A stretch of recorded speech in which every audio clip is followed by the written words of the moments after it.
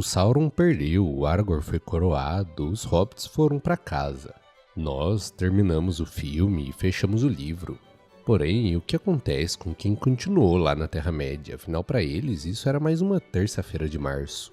No dia seguinte, depois que acaba a história, o povo de Gondor ainda tinha um campo para plantar, cidade para reconstruir, um exército para mandar de volta para casa. E acontece que o próprio Tolkien levou essa pergunta muito a sério, até quase a morte dele. Afinal de contas, o que o povo faz com a paz depois de 1000 anos esperando ela? Pois é, meu querido, no vídeo de hoje eu vou te contar o que aconteceu com os Homens de Gondor depois da Guerra do Anel. Então já se inscreve no canal, pega o seu café e vamos pro vídeo. Bom, então vamos começar com a data, porque isso é muito importante. Afinal de contas, o Sauron foi destruído no dia 25 de março do ano 3019 da Terceira Era. E aí começa uma confusão no calendário que o próprio Tolkien teve um certo trabalho para resolver. O apêndice D de O Senhor dos Anéis é praticamente sobre isso, e muita gente acha que a Quarta Era começou ali no dia em que o Anel foi destruído. Mas na real, a Quarta Era só começou oficialmente 2 anos depois, no dia 25 de março de 3021, no segundo aniversário da queda de Barad-dûr. E foi justamente nessa data que Gondor passou a usar o novo calendário, um novo jeito de contar os anos, em que o ano começa no dia 25 de março. E bom, uma coisa que é legal a gente prestar atenção aqui é que o começo da Quarta Era foi um só, e foi nessa data de 3021. O que muda de povo para povo da Terra-média é o calendário do dia a dia que eles usam. Os hobbits, por exemplo, nunca pararam para anunciar algo como tipo, agora começou a Quarta Era. Eles só seguiram contando pelo calendário do condado do jeito deles. Agora, alguns meses depois do início da Quarta Era, acontece o que na minha opinião, é como se fosse o fim simbólico da Terceira, que é quando os últimos portadores do Anel, Frodo e Bilbo, além deles, o Gandalf e os Grandes Elfos, pegam os navios e partem para o oeste para nunca mais voltar. E eu falo que para mim esse é o fim simbólico da Terceira Era de verdade, porque é ela que guarda a chave de tudo. A Quarta Era era dos homens. Os elfos já estavam indo embora para o oeste, toda a magia da Terra-média estava acabando. Gondor, que era o último grande reino dos homens do oeste, herdou a Terra-média quase que inteira. Mas agora, beleza, vamos voltar para o dia 1º de maio de 3019, quando o Aragorn é coroado lá em Minas Tirith. E é justamente nesse dia que acontece uma coisa que não tinha acontecido em mais de 3.000 anos. Afinal de contas, pensa comigo. Na Segunda Era, o Elendil fundou Arnor no norte e os filhos dele, Isildur e Anarion, fundaram Gondor no sul. Isso com a autoridade do pai deles, e no início esses reinos eram unidos com a autoridade de um rei supremo só. Aí depois disso, Isildur morre no desastre do Campo de Lys, e no ano 2 da Terceira Era, os reinos se separam. O herdeiro de Isildur, o Valandil, ainda era uma criança, então quem ficou como governante de Gondor foi o Menedil, sobrinho de Isildur, e a partir dali, Gondor seguiu como um reino independente. Arnor demorou mais para cair e ela ficou inteira por séculos, e só pelo ano 861 da Terceira Era é que ela se dividiu em 3. E esses 3 reinos, digamos assim, se chamavam Arthedain, Cardolan e Húdaud. Com o tempo, esses 3 também acabaram se perdendo e os descendentes de Isildur viraram um bando de andarilhos sem trono, os Guardiões do Norte. E como a gente sabe, o Aragorn foi um deles a vida inteira antes de virar rei. Mas então, quando Aragorn finalmente assume como rei, ele junta os 2 reinos de novo, formando então o reino reunificado, Arnor e Gondor, sobre um rei supremo. E é a primeira vez que isso acontece desde Elendil. E lá nos apêndices a gente pode ver que Minas Tirith continua sendo a cidade principal no sul, e lá no norte ele manda construir Anúminas, a velha capital de Arnor, que tinha virado pó, e também Tinfornost. Essas são cidades que estavam mortas há séculos e então voltaram a ter gente morando nelas de novo. E assim, é difícil a gente tentar imaginar o tamanho desses reinos. Ele ia do norte de Eriador até o sul de Gondor, juntando todas as terras antigas dos 2 reinos dos homens do oeste. Aragorn ainda fez campanhas militares bem longe disso, lá para o leste, na direção do Mar de Hum. Porém, essas terras mais distantes nunca chegaram a virar parte de Gondor de verdade. Era algo mais parecido com fronteiras de guerras e não um território do reino. Rohan, por outro lado, continuou independente. O Aragorn só renovou o juramento antigo, aquele acordo que o rei Errol tinha feito séculos antes, e deixou os Rohan livres. Inclusive, vocês lembram do bosque de Druadan, onde viviam os homens selvagens? Lá virou meio que uma espécie de território protegido deles e de mais ninguém. E o mesmo aconteceu com o jardim em volta de Orkfang, e os Ents acabaram tomando conta de lá. Bom, o condado, eu imagino que todo mundo aqui do canal já saiba, eu já falei bastante, mas eles estavam dentro do reino reunificado no papel, porém o Aragorn fez uma lei proibindo qualquer homem de entrar lá. E ele mesmo respeitava essa lei, mantendo distância do condado, mesmo sendo o rei de tudo aquilo. E naquela época, o Aragorn também nomeou Dain, o prefeito, e o senhor das terras dos Books como conselheiros do reino no norte. E nessa época, esses cargos estavam justamente com Pippin, o Sam e o Merry. E assim, eu torço bastante pra gente ver pelo menos um pouquinho disso sobre o condado no novo filme que vai sair. Eu sei que o filme vai ser focado mais em flashback, porém vai ser legal se a gente puder ver eles exercendo esses novos postos dentro do condado. Mas agora, governar um reino desse tamanho devia dar um baita trabalho, e é por isso que o Aragorn tinha um conselho para ajudar ele nas decisões importantes, tanto de dentro quanto de fora do reino, e o conselheiro-chefe dele era ninguém mais ninguém menos que o nosso querido Faramir. E quando a gente fala o que aconteceu com os Homens de Gondor depois da Guerra do Anel, Faramir é uma pessoa que merece uma atenção especial, porque ele é a ponte meio que do velho mundo e a do novo. Afinal de contas, a gente tem que lembrar que a família dele tinha governado Gondor como regente por muito e muito tempo, quase 1000 anos se eu não me engano. Tava lá segurando e cuidando do trono vazio, esperando um rei que ninguém achava que ia voltar de verdade. E então, quando o rei finalmente voltou, o Faramir entrega o cargo. Porém, ele continuou sendo regente por herança, e isso quer dizer algo como, por exemplo, se o Aragorn estivesse viajando, ou em um intervalo entre a morte de um rei e a coroação do próximo, seria o Faramir ou os descendentes dele que tomariam conta do trono enquanto esses momentos estivessem acontecendo. Inclusive, o Aragorn deu para ele até um novo título, o Príncipe de Ithilien, que também é uma história muito bonita dentro desse aglomerado de histórias toda. Ithilien era a terra ao leste do rio Anden, na fronteira de Mordor, que tinha ficado abandonada e estragada por causa da sombra do Sauron. Mas agora, com o fim de Sauron, essa terra virou o principado do Faramir e da Elm, que, para quem não se lembra, é a dama de Rohan que acabou casando com o Faramir. Eles vão morar lá em Ithilien e ela volta a ser, segundo os apêndices, o jardim mais bonito de todo o oeste. É legal a gente ver essa terra que estava morta voltando a florescer, e esse é o tipo de coisa que acontece com Gondor nesses primeiros anos depois no início da Quarta Era. Porém, não é só jardim florescendo que estava acontecendo, afinal de contas, a paz não veio de um dia para a noite, de uma hora para outra. O Aragorn ainda teve algumas guerras para fazer, junto com o rei Elmer de Rohan. Ele levou toda a companhia militar dele lá para longe, para além do Mar de Rum no leste, e também pelos desertos do sul. E você lembra daqueles corsários de Umbar, que é aqueles meio que piratas que ficavam aterrorizando a costa de Gondor por muitos anos? Eles foram finalmente dominados de uma vez no reinado do Aragorn. Ele chegou a fazer as pazes com os Haradrim, os Homens do Sul, que tinham lutado do lado do Sauron.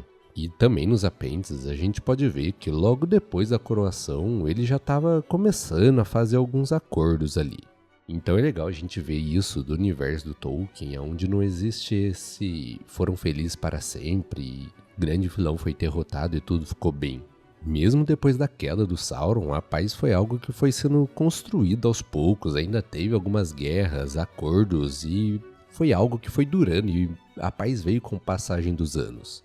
Bom, como a gente sabe, o Aragorn viveu muito devido ao sangue de Númenor que corria nas veias dele.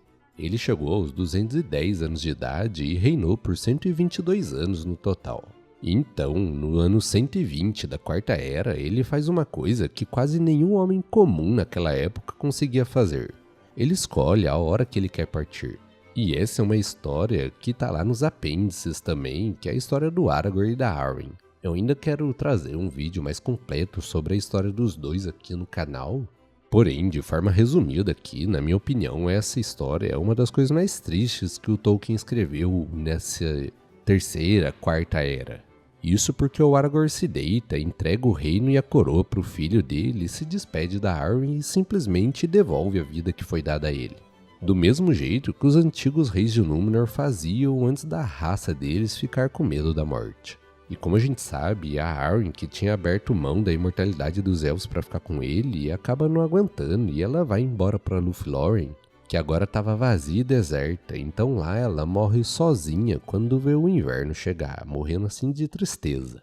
Bom, e quem assume o cargo de rei é o filho deles, chamado Eldarion, e aqui vale um detalhe que eu não vejo muita gente comentando. Isso porque eu vejo muita gente chamando o Eldarion de meio homem, meio elfo, mas não é exatamente assim. Afinal de contas, a mãe dele, a Arwen, era da linhagem dos meios elfos, ele tem ancestrais que eram elfos e meios elfos. Se a gente for fundo na árvore genealógica dele, a gente vai chegar até lá em Melian, que era uma maia, então assim, ele tinha ancestrais elfos, é lógico, porém, quando a Arwen teve ele, ela já tinha feito a mesma escolha que a Lúthien tinha feito lá atrás, ela abriu mão da imortalidade dos elfos e aceitou o destino dos homens. Então, o Eldarion não pôde fazer a mesma escolha que ela de seguir um caminho dos elfos ou o caminho dos homens, ele já nasceu fadado ao destino dos homens. Ou, dependendo do ponto de vista, abençoado com o destino dos homens, né? Então, assim, é correto a gente falar que o Eldarion tinha praticamente o sangue mais nobre da Terra-média, com ancestrais elfos e até uma maia, porém, ele nasceu, viveu e morreu como homem. Ele não teve aquela natureza dividida. Mas, enfim, o Eldarion assume como rei supremo depois do Aragorn. E o texto do Tolkien fala que dele viriam 100 gerações de reis governando um reino enorme. Agora, quanto tempo exatamente ele reinou, que eu me lembre, não tem nada que fale sobre isso. Mas o que a gente sabe é que no papel o futuro de Gondor estava garantido por um tempo. Enquanto isso, o restante do mundo ia se apagando devagar. O rei Elmer morre no ano 63 da Quarta Era e o filho dele, Elfwine, assume Rohan.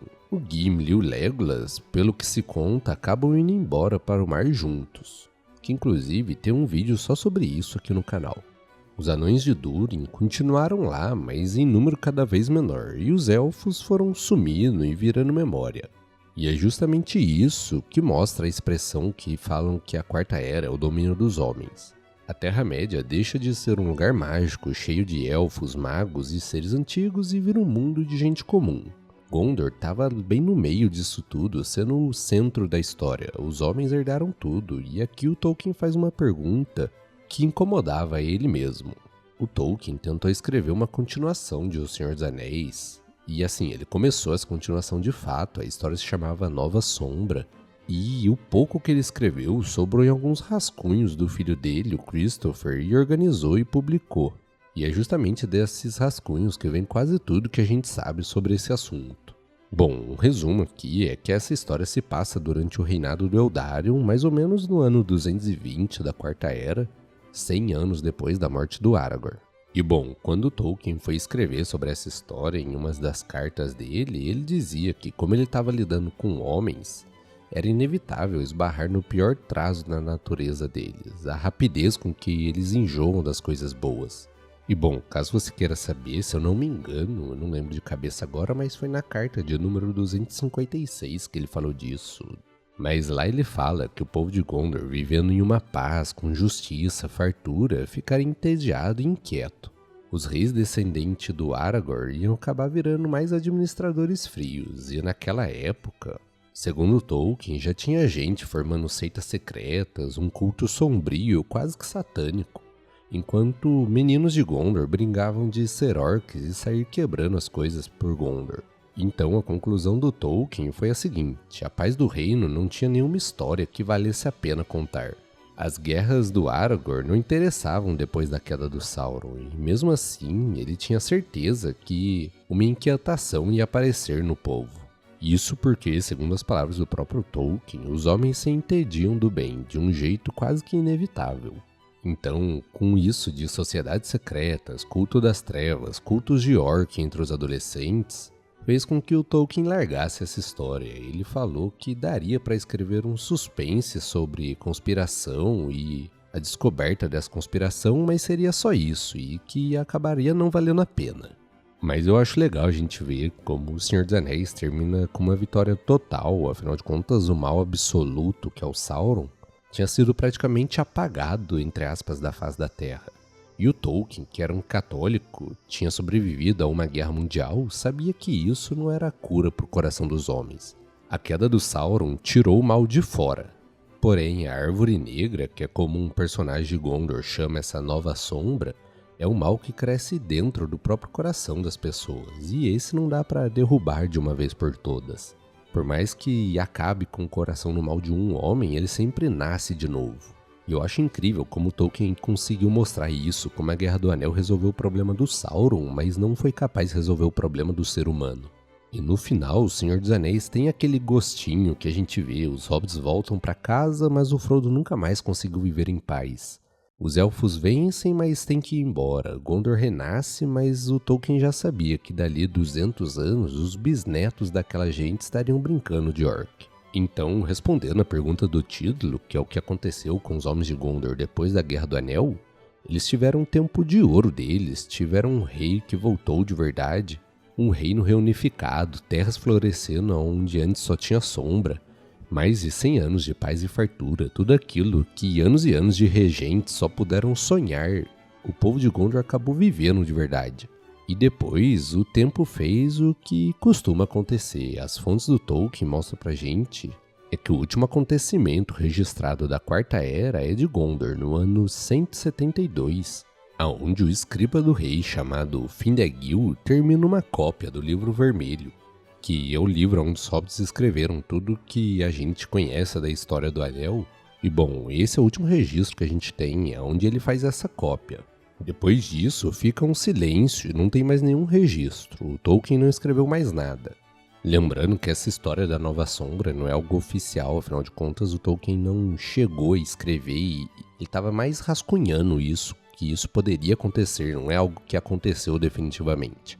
O que a gente tem mais próximo é uma passagem dos rascunhos do Tolkien, onde ele fala que o reino ia durar 100 gerações. O texto diz que ninguém pode dizer se aquilo se cumpriu. Isso porque, como a gente sabe, no fim das contas, Gondor e Arnor já não estão mais aqui.